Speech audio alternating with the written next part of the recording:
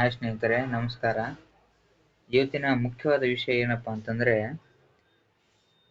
Karnataka government ಇಂದ social welfare department ಕಡೆಯಿಂದ ಏನು ಕಲ್ಯಾಣ ಕರ್ನಾಟಕ ಭಾಗದ ಏನು ಇದಾರಲ್ಲ, ಅವರಿಗೆ IAS ಹಾಗೂ KS ಪರೀಕ್ಷೆಗಳಿಗೆ ಪೂರ್ವಭಾವಿ ತರಬೇತಿಗೆ ಆಯ್ಕೆ ಮಾಡ್ಕೊಳ್ಳುವಂತ ಒಂದು ನೋಟಿಫಿಕೇಶನ್ ಮಾಡಿದ್ದಾರೆ.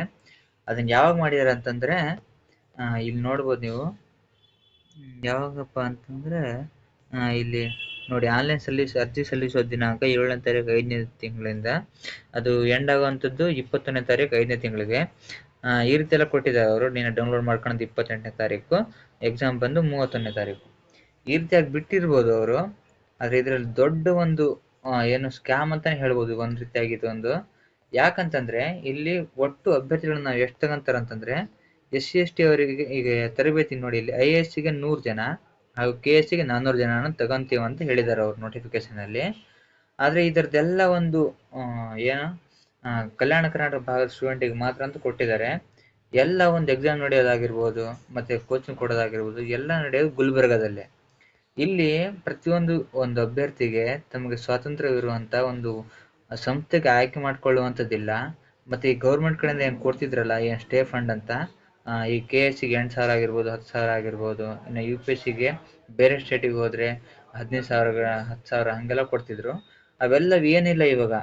ನಿಮ್ಗೆ ಇಷ್ಟ ಇದ್ರೆ ಗುಲ್ಬರ್ಗ ಬಂದು ತರಬೇತಿ ಪಡ್ಕೊಳ್ಳಿ, ಇಲ್ಲ ಅಂದ್ರೆ ಬಿಡ್ಬೋದು. ಆ ರೀತಿಯಾಗಿ ಮಾಡಿರುವಂಥದ್ದು. ಅಲ್ಲಿ ಸ್ಟೇ ಫಂಡು ಇಲ್ಲ, ಮತ್ತೆ ನಿಮ್ಗೆ ಒಂದು ಹಾಸ್ಟೆಲ್ ಫೆಸಿಲಿಟಿ ಇಲ್ಲ, ವಸತಿ ಕೂಡ ಕೊಡ್ತಿಲ್ಲ, ಊಟ ಎಲ್ಲ ಏನಿಲ್ಲ, ಓನ್ಲಿ ಕ್ಲಾಸ್ ಮಾಡ್ತಾರೆ. ಆ ಒಂದು ಕ್ಲಾಸ್ ಎಲ್ಲಿ ಮಾಡ್ತಾರೆ ಅಂತಂದ್ರೆ, ಗುಲ್ಬರ್ಗಾದಿಂದ 6-7 ಕಿಲೋಮೀಟರ್ ಹೊರಗಡೆ ಇರುವಂತ ಒಂದು ಭವನದಲ್ಲಿ ಮಾಡುವಂಥದ್ದು ಈ ಕ್ಲಾಸ್ನ.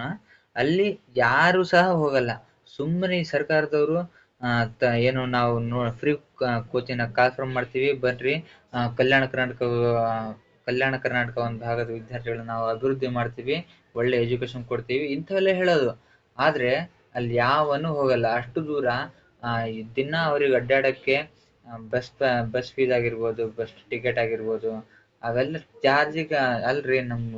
ನಮ್ಮಂತ ಒಂದು ಬಡ ವಿದ್ಯಾರ್ಥಿಗಳಿಗೆ ದಿನಕ್ಕೆ ತಿನ್ನಕ್ಕೆ ದುಡ್ಡಿರಲ್ಲ ಅಂತದ್ರಲ್ಲಿ ದಿನ ಚಾರ್ಜ್ ಹಾಕೊಂಡು ಹೋಗ್ತಾ ಬರ್ತಾ ಯಾವನ್ ಹೋಗ್ತಾರ್ರಿ ಅಷ್ಟು ದೂರ. ಅದಕ್ಕೆ ನಾವು ಈಗ ಅಕ್ಷ ಸಂಘಟನೆ ಅಂತ ಇದೆಯಲ್ಲ, ಆ ಅಕ್ಷ ಸಂಘಟನೆ ಕಡೆಯಿಂದ ಕಾಂತರಾಜ್ ಕುಮಾರ್ ಸರ್ ಕೂಡ ಇದ್ರ ಬಗ್ಗೆ ಮಾತಾಡಿದ್ದಾರೆ ಒಂದ್ಸರಿ. ಆ ವಿಡಿಯೋನು ಕೂಡ ನಾನು ಹಾಕ್ತೀನಿ, ಅದನ್ನು ಒಂದ್ಸರಿ ನೋಡಿ. ಅವರು ಸಹ ಹೇಳಿದ್ದಾರೆ ಏನಂತಂದ್ರೆ, ನಾವೆಲ್ಲ ಲೆಟರ್ ಬರೆದು ಕೊಟ್ಟಿದ್ದೀವಿ, DC ಆಫೀಸಿಗೆ ಕೊಟ್ಟಿದ್ದೀವಿ, ನೀವು ಸ್ಟೇ ಫಂಡ್ ಕೊಡಿ, ಯಾಕೆ ಸುಮ್ಮನೆ ಹುಡುಗರ ಜೊತೆಗೆ ಆಟ ಆಡ್ತೀರಾ ನೀವು? ಒಂದ್ಸರಿ ಇದೇ ರೀತಿ ಮಾಡಿ ಸ್ಟೇ ಫಂಡ್ ಕೊಡ್ತೀವಿ ಅಂತ ಹೇಳ್ಬಿಟ್ಟು ನೀವು ಸ್ಟೇ ಫಂಡೇ ಕೊಟ್ಟಿಲ್ಲ.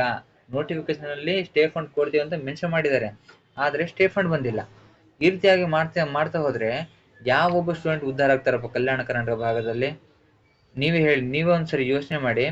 ಅದನ್ನು ವಿಡಿಯೋ ಕೂಡ ನಾನು ಅಪ್ಲೋಡ್ ಮಾಡ್ತೀನಿ. ಒಂದು ಸಮಾಜ ಕಲ್ಯಾಣ ಇಲಾಖೆಯಿಂದ ಮತ್ತೆ KKRDB ಇಂದ 500 ಜನ ಸ್ಟೇ ಫಂಡ್ ಅಂದ್ರೆ ಫ್ರೀ ಕೋಚಿಂಗ್, KS ಮತ್ತೆ IAS ಗೆ ಫ್ರೀ ಕೋಚಿಂಗ್ ಗೆ ಯೂನಿವರ್ಸಲ್ ಕೋಚಿಂಗ್ ಸೆಂಟರ್ ಸುಮಾರು 500 ಜನಕ್ಕೆ ಕೋಚಿಂಗ್ ಸೆಲೆಕ್ಟ್ ಆಗಿರೋಂಥವ್ರಿಗೆ ಇವರು ಸ್ಟೇ ಫಂಡ್ ಕೊಡ್ತೀನಿ ಅಂತ ಹೇಳಿ ನೋಟಿಫಿಕೇಶನ್ ಮೆನ್ಷನ್ ಮಾಡಿದ್ರು. ಅದಾದ್ಮೇಲೆ ಇವರು ನೋಟಿಫಿಕೇಶನ್ ಮಾಡಿದಾದ್ಮೇಲೆ ಎಲ್ಲ ಸೆಲೆಕ್ಟ್ ಆದ್ಮೇಲೆ ಅಡ್ಮಿಷನ್ಸ್ ಆದ್ಮೇಲೆ ಇವರು ಸ್ಟೇ ಫಂಡ್ ಕೊಡಲ್ಲ ಅಂತ ಹೇಳ್ಬಿಟ್ಟು ಆದೇಶ ಹೊರಡಿಸಿದ್ದಾರೆ. ಇದು ಎಷ್ಟು ಮಟ್ಟಕ್ಕೆ ಸರಿ? ಇವತ್ತು ಇಲ್ಲಿ 500 ಜನ ಇರೋ ಕಡೆ 50 ಜನ ಇಲ್ಲ. ಇಲ್ಲಿ ಒಬ್ಬರಿಗೆ 48,000 ಅಂತ ಹೇಳ್ಬಿಟ್ಟು ಇವರು 500 ಜನಕ್ಕೆ ಸುಮಾರು 5 ಕೋಟಿ ಫಂಡ್ ರಿಲೀಸ್ ಆಗಿದೆ ಸಮಾಜ ಕಲ್ಯಾಣ ಇಲಾಖೆ ಮತ್ತೆ KKRDB ಇಂದ. ಇವತ್ತು ಸ್ಟೇ ಫಂಡ್ ಕೊಡ್ತಾ ಇಲ್ಲ ಅಂತ ಹೇಳಿನೇ ಇಲ್ಲಿ ಯಾರು ಸ್ಟೂಡೆಂಟ್ಸ್ ಕ್ಲಾಸ್ಗೆ ಬರ್ತಾ ಇಲ್ಲ. ಈ ಒಂದು ಪರಿಸ್ಥಿತಿಗೆ ಇಲ್ಲಿ ಒಂದು ಬಿಲ್ಡಿಂಗ್ ಕೂಡ 30 ಕೋಟಿ ಇನ್ವೆಸ್ಟ್ ಮಾಡಿದ್ದಾರೆ. ಇದೇನು ಕಲಬುರಗಿಯಿಂದ 1 ಕಿಲೋಮೀಟರ್ ಡಿಸ್ಟೆನ್ಸ್ ಅಲ್ಲಿ ಇಲ್ಲ, ಸುಮಾರು ಒಂದು 8-10 ಕಿಲೋಮೀಟರ್ ಡಿಸ್ಟೆನ್ಸ್ ಅಲ್ಲಿ ಇದೆ. ಇಲ್ಲಿ ಸ್ಟೂಡೆಂಟ್ಸ್ ಇಲ್ಲಿ ಬಂದು ಹೋಗ್ಬೇಕಂತಂದ್ರೆ ಡೈಲಿ 100-200 ರೂಪಾಯಿ ಖರ್ಚು ಮಾಡ್ಕೊಂಡು ಹೋಗ್ಬೇಕು. ಆದ್ರೆ ಒಂದ್ ತಿಂಗಳಲ್ಲಿ 3-4 ಸಾವಿರ ಖರ್ಚು ಮಾಡ್ಬೇಕು ಅಂತಂದ್ರೆ ಎಷ್ಟು ಮಟ್ಟಿಗೆ ಸಾಧ್ಯ ಇದು? ಇವತ್ತು ನಾಳೆ ಹೋರಾಟ ಮಾಡ್ತಾ ಇದೀವಿ. ಈ ಒಂದು ಪ್ರಬುದ್ಧ ಅಕಾಡೆಮಿಯಲ್ಲಿ free coaching stay fund compulsory ಕೊಡ್ಬೇಕು. ಇವನ್ ಇಲ್ಲಿ ಬುಕ್ಸ್ ಕೂಡ ಕೊಡ್ತಾ ಇಲ್ಲ, ಬುಕ್ಸ್ ಕೊಟ್ಟಿಲ್ಲ. ಈ ಒಂದು ಏನ್ ಫೆಸಿಲಿಟೀಸ್ ಇಲ್ಲ. ಯಾಕೆಂತಂದ್ರೆ ಈ ಒಂದು ಏನು ಸಿಟಿ ಒಳಗಡೆ ಇಲ್ಲ, ಒಂದು ಬಿಸ್ಕೆಟ್ ಕೂಡ ಸಿಗಲ್ಲ. ಆ ಒಂದು ಪರಿಸ್ಥಿತಿಯಲ್ಲಿ ಈ ಒಂದು ಪ್ರಬುದ್ಧ ಅಕಾಡೆಮಿ ಇದೆ. ಇದನ್ನ ಸೀರಿಯಸ್ ಆಗ ಮಾನ್ಯ ಪ್ರಿಯಾಂಕ್ ಖರ್ಗೆ ಸರ್ಗೂ ನಾನು ಮನವಿ ಮಾಡ್ಕೊಂತೀನಿ. ಯಾಕೆಂದ್ರೆ ಇದನ್ನ ತುಂಬಾ ಸೀರಿಯಸ್ ಆಗಿ ತಗೊಬೇಕು. ಸ್ಟೂಡೆಂಟ್ಸ್ ಸ್ಟೇ ಫಂಡ್ ನೋಟಿಫಿಕೇಶನ್ ಕೊಡ್ತೀನಿ ಅಂತ ಅಂದ್ಮೇಲೆ ನೀವ್ ಯಾಕೆ ಕೊಡ್ತಾ ಇಲ್ಲ? ಇಲ್ಲಿರಂತ ಒಂದು IAS ಅಧಿಕಾರಿಗಳು ಅಷ್ಟೇ, ಮತ್ತೆ ಅಲ್ಲಿ JDನೂ ಅಷ್ಟೇ, ಒಂದು ಚೂರು ಇವ್ರ ಬಗ್ಗೆ ಸೀರಿಯಸ್ ಆಗಿ ತಗೊಂತಾ ಇಲ್ಲ. ಯಾಕೆಂತಂದ್ರೆ ಇಲ್ಲಿಂದ ಒಂದು ಡಿಪಾರ್ಟ್ಮೆಂಟ್ ಒಂದು ಲೆಟರ್ ಕಳ್ಸೋದಕ್ಕೂ ಅವರಿಗೆ ಟೈಮ್ ಇಲ್ಲ, ಅಷ್ಟು ಸೀರಿಯಸ್ನೆಸ್ ತಗೊಂಡಿಲ್ಲ ಅಂತಂದ್ರೆ ಇಲ್ಲಿರೋಂತ ಕಮಿಷನರ್ ಏನಕ್ಕಿದ್ದಾರೆ ಡಿ ಸಿ ಅವ್ರಿಗೆ ಗೊತ್ತಾಗ್ತಿಲ್ಲ. ಜನಸಾಮಾನ್ಯರ ಬಗ್ಗೆ ಇವ್ರೇನ್ ಕಷ್ಟಪಟ್ಟು ಓದಿದಾರ ಇಲ್ಲ, ಅವ್ರ ಹತ್ರ ನಾವು ಹೋಗಿ ಜಗಳ ಮಾಡಿದ್ರು ಕೂಡ ಅವ್ರು ಹೆಂಗ್ ಕೇಳಿದ್ರು ಕೂಡ ತುಂಬಾ ಸತಿ ಮನವಿ ಕೊಟ್ಟಿದೀವಿ. ಇದ್ರ ಬಗ್ಗೆ ಸ್ವಲ್ಪ ಸೀರಿಯಸ್ ಆಗಿ ತಗೊಂಡು ನೀವು ಡಿಪಾರ್ಟ್ಮೆಂಟ್ಗ ಲೆಟರ್ ಕಳಿಸಿ ಇವರಿಗೆ ಸ್ಟೇ ಫಂಡ್ ಕೊಡಿ ಅಂತ ಹೇಳಿ. ಆದ್ರೆ ಇಲ್ಲಿವರೆಗೂ ಆ ಕೆಲಸ ಆಗಿಲ್ಲ. ನಾವ್ ಇದನ್ನ ಸೀರಿಯಸ್ ಆಗಿ ತಗೊಂಡು ನಾನು ಹೇಳ್ತಾ ಇದೀನಿ ಸರ್. ಮತ್ತೆ ಇನ್ನೊಂದು ಏನಪ್ಪಾ ಅಂತಂದ್ರೆ ಗ್ರೂಪ್ ಸಿ ಏನು ಫ್ರೀ ಕೋಚಿಂಗ್ ನಡೆಸಿದ್ರು ಗೌರ್ಮೆಂಟ್ ಕಡೆಯಿಂದ, ಅದನ್ನು ಸಹ ಅಷ್ಟೇ ಈಗ ಜುಲೈ 19ಗೆ ನಡೆಸಿದ್ರು. ಅದರದೊಂದು ಫೋಟೋ ತೋರಿಸ್ತೀನಿ ನಿಮ್ಗೆ. ಜುಲೈ 19ಗೆ ಅದನ್ನ ನಡೆಸಿದ್ರು. ಆದ್ರೆ ಇದುವರೆಗೂ ಸಹ ರಿಸಲ್ಟ್ ರಿಸಲ್ಟ್ ಬಂದಿಲ್ಲ ಅದರದ್ದು. ಇಲ್ಲಿ ನೋಡ್ತಿರ್ಬೋದು ನೀವು. ನೋಡಿ, ಅಪ್ಲಿಕೇಶನ್ ಡೇಟ್ ಆಗಿದ್ದು ಅವೆಲ್ಲ ಇದೆ. ಅಪ್ಲಿಕೇಶನ್ ಡೇಟ್ ಜೂನಿಗೆ ಅನ್ಸುತ್ತೆ, ಹೋದ ವರ್ಷ ಅವಾಗ ಸ್ಟಾರ್ಟ್ ಮಾಡಿದ್ದು. ಇದು ಜುಲೈ. ನೋಡಿ, ಜುಲೈ 19 ಎಕ್ಸಾಮ್ ನಡೆದಿದ್ದು. ಈಗ ಅಪ್ಲಿಕೇಶನ್ ಆಗಿದೆ, CET ಎಕ್ಸಾಮ್ ಆಗಿದೆ. ಇನ್ಸ್ಟಿಟ್ಯೂಟ್ ಚಾಯ್ಸಿಗೆ ಇದುವರೆಗೂ ಬಿಟ್ಟಿಲ್ಲ. ಇವತ್ತೆಷ್ಟು ಡೇಟು? ಮೇ 25. ಇನ್ನು ಜುಲೈ 19 ಅಂದ್ರೆ ಈಗ 1 ವರ್ಷ ಆಗಕ್ ಬಂತು. ಇನ್ನು ಯಾವಾಗ ಇನ್ಸ್ಟಿಟ್ಯೂಟ್ ಬಿಡೋದು? ಇವ್ರು ಕೊಡೋದು 3 ತಿಂಗಳು ಕೋಚಿಂಗು. ಆದ್ರೆ ಇವ್ರು ಬಿಡಕ್ಕೆ 1 ವರ್ಷ ತಗೊಂಡ್ರೆ ಏನ್ ಗೌರ್ಮೆಂಟ್ ಕಡೆ ಸಂಬಳ ಇಲ್ವಾ? ಏನ್ ಟ್ಯಾಕ್ಸ್ ಕಲೆಕ್ಟ್ ಆಗ್ತಿಲ್ವಾ? ಏನ್ ಇದರ ಸಮಸ್ಯೆ? ಏನ್ ಎಷ್ಟು ದಿನ ಅಂತ ಕಾಯ್ಬೇಕು ಹುಡ್ರಿ ಎಲ್ಲ? ನೋಟಿಫಿಕೇಶನ್ ಇಲ್ಲ, ಆ ಕಡೆ ಗೌರ್ಮೆಂಟ್ ನೋಟಿಫಿಕೇಶನ್ ಇಲ್ಲ, ಈ ಕಡೆ ಯೂನಿದೆ ಅಮೌಂಟ್ ಇಲ್ಲ, ಈ ಕಡೆ ಫ್ರೀ ಕೋಚಿಂಗು ಇಲ್ಲ, ಅಮೌಂಟ್ ಬರ್ತಿಲ್ಲ, ಸ್ಟೇ ಫಂಡ್ ಇಲ್ಲ, ಏನೇನಿಲ್ಲ. ಅಲ್ಲ ಹುಡ್ರು ಏನಂತ ಮಾಡ್ಬೇಕಂತ ಒಂದು ಕರೆಕ್ಟ್ ಆಗಿ ಏನಂತ ಒಂದು ಏನು ಸ್ಟೇ ಫಂಡ್ ಕೊಡ್ತೀವಿ ಅಂತಾದ್ರೂ ಹೇಳಿ. ಇಲ್ಲಾಂದ್ರೆ ನೀವು ನೋಟಿಫಿಕೇಶನ್ ಇಂಥ ಫ್ರೀ ಕೋಚಿಂಗ್ ಕೊಡ್ತೀವಿ ಅಂತ ಇಂಥ ಮಾತೇ ಎತ್ತಕ್ ಬರಬೇಡಿ ನೀವು. ಸುಮ್ಮನೆ ಯಾಕೆ ಎಲ್ಲ ಹುಡ್ರ ಜೀವನ ಜೊತೆ ಆಟ ಆಡ್ತೀರಾ ನೀವು? ಅವ್ರು ನೋಡಿದ್ರೆ ಈ ಫ್ರೀ ಕೋಚಿಂಗ್ ಇವಾಗ ಬಿಡ್ತಾರೆ, ಯಾವಾಗ ಬಿಡ್ತಾರೆ ಅಂತ ಕಾಯ್ಕೊಂತ ಕುಂದಿರ್ತಾರೆ. ಎಷ್ಟೋ ಹುಡ್ರು ಬರೀ ಫ್ರೀ ಕೋಚಿಂಗ್ ಮೇಲೆನೆ ಇವಾಗ ಅತಿ ಹೆಚ್ಚಾಗಿ ಓದ್ತಾ ಇರೋದು ಫ್ರೀ ಕೋಚಿಂಗ್ ಮೇಲೆ. ಫ್ರೀ ಕೋಚಿಂಗ್ ಇವತ್ತು ಕಾಲ್ಫರ್ಮ್ ಮಾಡ್ತಾರೆ, ನಾಳೆ ಕಾಲ್ಫರ್ಮ್ ಮಾಡ್ತಾರೆ, ನಾಡಿದ್ದು ಕಾಲ್ಫರ್ಮ್ ಮಾಡ್ತಾರೆ ಅಂತ ಕಾಯ್ಕೊಂತಿದ್ದಾರೆ. ಇವ್ರು ನೋಡಿದ್ರೆ ಕಾಲ್ಫರ್ಮ್ ಮಾಡ್ತಾರೆ, ಬರೀ ಕ್ಲಾಸ್ ಅಷ್ಟೇ ಮಾಡ್ತೀವಿ. ಅದು ಕ್ಲಾಸಲ್ಲಿ ಎಲ್ಲೋ ಅಡವಿನಲ್ಲಿ, ಎಲ್ಲೋ ಬಿಲ್ಡಿಂಗ್, ಊರ್ ಹೊರಗೆ ಎಲ್ಲೋ ಬಿಲ್ಡಿಂಗ್ ಇರುತ್ತೆ, ಸ್ಟೂಡೆಂಟ್ಸ್ ಎಲ್ಲೋ ಇರುತ್ತಾರೆ.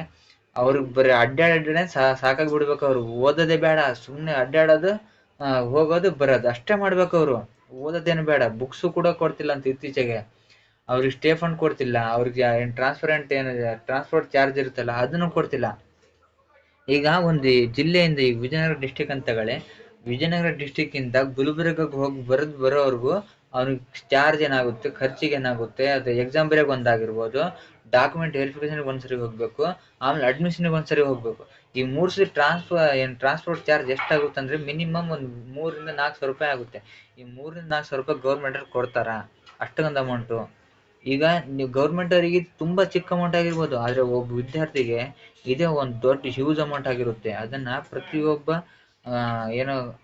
ಅಭ್ಯರ್ಥಿ ಕೂಡ ಅನುಭವಿಸಿರ್ತಾರೆ. ಇದನ್ನ ಗೌರ್ಮೆಂಟ್ ಅವರು ಗಮನದಲ್ಲಿ ಇಟ್ಕೊಂಡು ಕರೆಕ್ಟಾಗಿ ಎಲ್ಲ ನೋಟಿಫಿಕೇಶನ್ ಮಾಡುವಾಗ ಅದ್ರ ಜೊತೆಗೆ ಸ್ಟೇ ಫಂಡ್ ಅನ್ನು ಕೊಡಿ. ವಿದ್ಯಾರ್ಥಿಗಳು ತುಂಬಾ ಬಡತನದಿದ್ದಾರೆ, ಎಷ್ಟೋ ದಿನದಿಂದ ಓದ್ಕೊಂತಿದ್ದಾರೆ. ಅವರು ತುಂಬಾ ಅತಿ ಹೆಚ್ಚಾಗಿ ನಂಬ್ಕೊಂಡಿರೋದು ಈ ಫ್ರೀ ಕೋಚಿಂಗ್ಗಳಂತಹ ಒಂದು ಉಚಿತ ಶಿಕ್ಷಣ ವ್ಯವಸ್ಥೆಯನ್ನ. ನೀವು ನೋಡಿದ್ರೆ ಅದನ್ನ ಸ್ಟೇ ಫಂಡ್ ಕೊಡಲ್ಲ, ಅದು ಕೊಡಲ್ಲ, ಎಲ್ಲೆಲ್ಲೋ ಏನೇನೋ ವೇಸ್ಟ್ ಮಾಡ್ತೀರಾ, ಎಲ್ಲೆಲ್ಲೋ ಏನೇನೋ ಸುಮ್ಮನೆ ದುಂದು ವೆಚ್ಚ ಮಾಡ್ತೀರಾ. ಅವ್ರಿಗೆ ಟಿಕೆಟ್ ಕೊಟ್ಟೆ, ಇವ್ರಿಗೆ ಟಿಕೆಟ್ ಕೊಟ್ಟೆ, ಅಲ್ಲಿ ಇದನ್ನ ಏನೋ ಫಾರಿನ್ ಟ್ರಿಪ್ ಕಳಿಸ್ದೆ, ಇವ್ರಿಗೆ ಫಾರಿನ್ ಟ್ರಿಪ್ ಕಳಿಸ್ದೆ. ಅವೆಲ್ಲ ಬಿಟ್ಟು ಒಬ್ಬ ಸದಸ್ಯಂದು ನೀವು ವಿಧಾನಸಭಾ ಸದಸ್ಯಂದು ಫಾರಿನ್ ಟ್ರಿಪ್ ಖರ್ಚು ಮಾಡೋದನ್ನ ಇಲ್ಲಿ ಇಡೀ ರಾಜ್ಯದ ಒಂದು ಫ್ರೀ ಕೋಚಿಂಗ್ ಮೇಲೆ ಇನ್ವೆಸ್ಟ್ ಮಾಡಿ ನೀವು. ಎಷ್ಟು ವಿದ್ಯಾರ್ಥಿಗಳ ಜೀವನ ಒಂದು ಉದ್ಧಾರ ಆಗುತ್ತೆ, ಎಷ್ಟು ವಿದ್ಯಾರ್ಥಿಗಳ ಕುಟುಂಬಗಳು ಬೆಳಕಿಗೆ ಬರ್ತವೆ, ಆರ್ಥಿಕವಾಗಿ ಸಬಲರ ಆಗ್ತಾರೆ. ನೀವ್ ಯಾಕೆ ಇರ್ತೆಲ್ಲ ಮಾಡ್ತಿದ್ದೀರಾ? ಅದ್ರ ಜೊತೆಗೆ ನೀವು ಸ್ಟೇ ಫಂಡ್ ನ ಕೊಡಿ. ಇದು ಸುಮ್ಮನೆ ಯಾಕೆ ಏನೇನೋ ಮಾಡಿ ನೀವು ಸ್ಟೇ ಫಂಡ್ ಕೊಡದೆ ಯಾಕೆ ಕ್ಲಾಸ್ ಇಂತೆಲ್ಲ ಕೊಡ್ತೀರಾ? ನೀವು ಇದ್ರ ಬದಲು ನೀವು ಈ ಕೋಚಿಂಗ್ ಕೊಡಕ್ ಹೋಗ್ಬೇಡಿ. ನೀವು ಸುಮ್ಮನೆ ಸ್ಟೇ ಫಂಡ್ ಕೊಡಿ. ಇಷ್ಟು ಇದ್ದೆ ಅಂತ ಅಪ್ಲಿಕೇಶನ್ ಹಾಕಕ್ಕೆ ಹೇಳಿ, ಅವ್ರು ಹಾಕ್ತಾರೆ. ಯಾರು ಹೆಚ್ಚಿಗೆ ಮಾರ್ಕ್ಸ್ ತೆಗಿತಾರೆ ಅವ್ರಿಗೆ ಅಷ್ಟೇ ನೀವು ಸ್ಟೇ ಫಂಡ್ ಕೊಡಿ. ಓದ್ಕೊಂಡಿಲ್ಲ ಅವ್ರಿಗೆ ಗೊತ್ತು, ಅವ್ರು ಓದ್ಕೊಂತಾರೆ. ಸುಮ್ಮನೆ ಯಾಕೆ ನೀವೆಲ್ಲ ಇಷ್ಟಕ್ಕಂದಿಲ್ಲ ರಾಡಿ ಮಾಡ್ಕೊಂಡು ನೋಡಿ ಇರ್ತಿಲ್ಲ. ಇಷ್ಟಿಷ್ಟು ದಿನ 1 ವರ್ಷ ಆಯ್ತು ನೀವು ರಿಸಲ್ಟ್ ಬಿಡಕ್ಕೆ. ಯಾರು ಒಂದು ಪ್ರಾಣ ತೆಗಿಬೇಕು ಅನ್ಕೊಂತಿದ್ರಿ ನೀವು? ನೋಡಿ ಸ್ನೇಹಿತರೆ, ಇದು ನನ್ನ ನನ್ಗೆ ಸಾಕಾಗಿರೋಂಥದ್ದು, ನನ್ನಂತ ಸಾಕಾಗಿರೋ ಹಲವಾರು ಜನರ ವಿದ್ಯಾರ್ಥಿಗಳ ಒಂದು ಪರವಾಗಿ ನಾನು ಈ ಒಂದು ವಿಡಿಯೋ ಮಾಡಿದ್ದೀನಿ. ನಿಮ್ಗೇನಾದ್ರು ಇದ್ರ ಬಗ್ಗೆ ಏನಾದ್ರು ಹೇಳ್ಬೇಕಂತಿಸಿದ್ರೆ ಹೇಳಿ. ಇಷ್ಟೇ ಸ್ನೇಹಿತರೆ, ಥ್ಯಾಂಕ್ ಯು ಸೋ ಮಚ್.